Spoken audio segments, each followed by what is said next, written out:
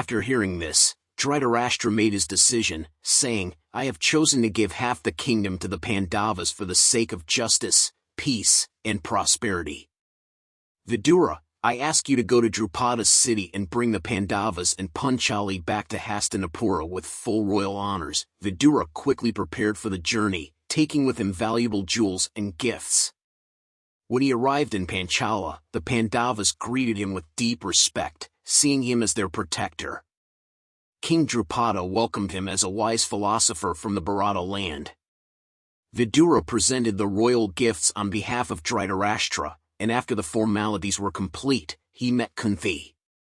Kunti, overwhelmed with gratitude, said, Vidura, my sons owe their lives to you.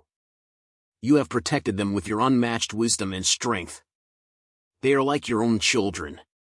Yudhishthira then added, we don't need to thank Vidura with mere words.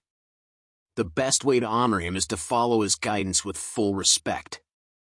He, along with his brothers, bowed at Vidura's feet. Vidura then said, I am here to take you all to Hastinapura, as per the king's command. Vidura told the Pandavas, princes have a duty to their people, and it's time for us to go to Hastinapura. However, Kunti, feeling uneasy, expressed her concerns to Vidura. She said, Wise one, I've come to realize that even beggars, if content, are far happier and more peaceful than princes filled with ambition. A royal palace is nothing more than a place full of conspiracies, cruel plots, murderous thoughts, and empty illusions. Vidura gently responded, what you say is true, but that's exactly why palaces need princes like Yudhishthira, to bring them back to righteousness. With these words, the Pandavas, along with Kunti, left for Hastinapura with Vidura by their side. When they arrived, the city of Hastinapura was filled with joy and celebration.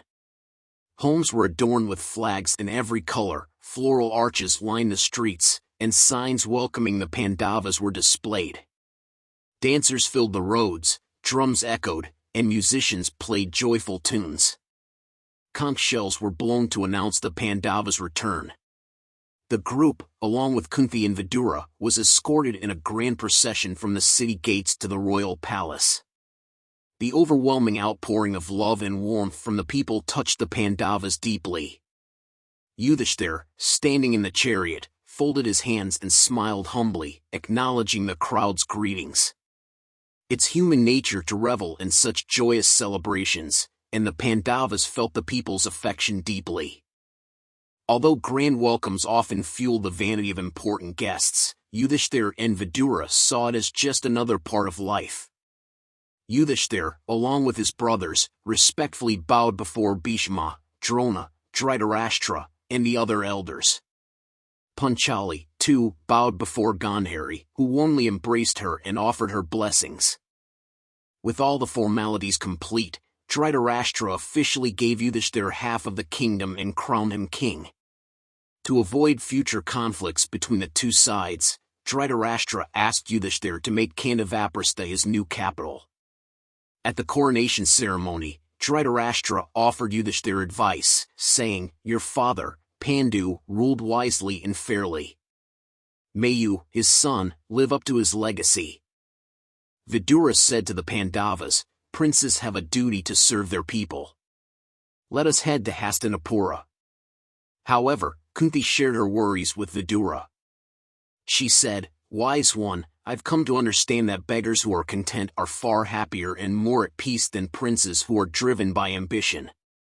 A royal palace is nothing but a place full of conspiracies, cruel plots, and dangerous desires. Vidura agreed and replied, That may be true, but that is why we need princes like Yudhishthira to restore honor and justice to the palaces. With that, the Pandavas, along with Kunti, set off for Hastinapura with Vidura. When they arrived, Hastinapura was in a festive mood. The city was adorned with colorful flags, and floral decorations lined the streets.